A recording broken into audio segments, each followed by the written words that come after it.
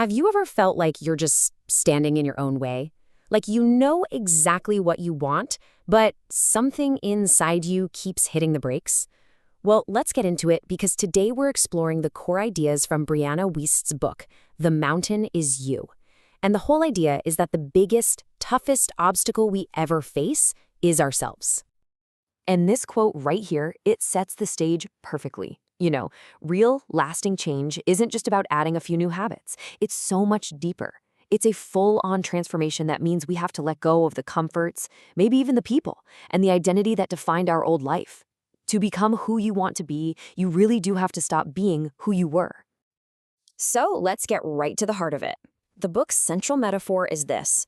The biggest, most challenging mountain you will ever have to climb is your own self-sabotage. Now, this is a huge reframe. Self-sabotage isn't a sign that you're broken or that there's something wrong with you. Think of it more like a misguided coping mechanism. It's a self-defeating behavior, sure, but it's actually trying to fulfill some deep, unmet emotional need. So the problem isn't the need itself, it's the really unhelpful strategy your brain is using to try and meet it. Okay, so if it's this hidden coping mechanism, how does it actually show up in our lives? Let's take a look at some of the most common and sometimes sneaky ways we sabotage ourselves. See if any of these sound a little familiar. So how about resistance? That classic procrastination on the things that actually matter most. Or uprooting, always switching jobs, cities, partners, constantly starting over because settling down feels way too scary. Then there's perfectionism, where you set the bar so impossibly high that you never even start. And of course, that harsh inner critic, the voice in your head that just tears you down. And maybe the most subtle one, attachment to what you don't want, where you keep forcing yourself down a path you know isn't right just because it feels familiar.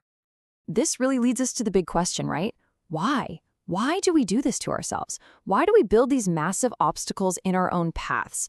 Well, the answer is usually found in this deep internal conflict between what we consciously say we want and what our unconscious mind is desperately trying to do. And this is a perfect illustration of that conflict.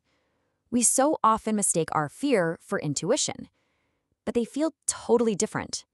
Intuition, it's calm, it's rational. It's that quiet little nudge responding to what's happening right now. Fear, on the other hand, it's hectic. It's a loud, screaming panic. And here's the kicker. Intuition solves problems, while fear just creates them by projecting all these worst-case scenarios into a future that isn't even real. So this is the question you have to keep asking yourself moment to moment. Is this feeling, this action, is it a response to what's actually in front of me, or am I reacting to some catastrophe that I've just invented in my head? Honestly, learning to tell the difference is a total game changer. It's how you start to take that mountain apart brick by brick. And this gets to another crucial insight. Our brains are not wired for happiness. They are wired for comfort and familiarity. There's this concept called the upper limit problem. Basically, when we start to experience more happiness or success than we're used to, it feels strange, it's uncomfortable, it's new territory. So to get back to that familiar, safe feeling, we unconsciously find a way to sabotage ourselves, just to bring our emotional state back down to what we know. Okay, so we get it now. We understand the mountain, what it's made of, and why we built it in the first place. But just understanding isn't enough, right? So now let's talk about how to actually start climbing. What are the tools we need for the ascent? All right, here's the toolkit. It all starts with a crystal clear vision. Not what you think you should want, but what you truly want. Then you break that big vision down into small, actionable goals. You have to cultivate resilience because, let's be real, there will be setbacks. You create a plan, and this one's so important. You practice self-compassion. You treat yourself with kindness when you stumble.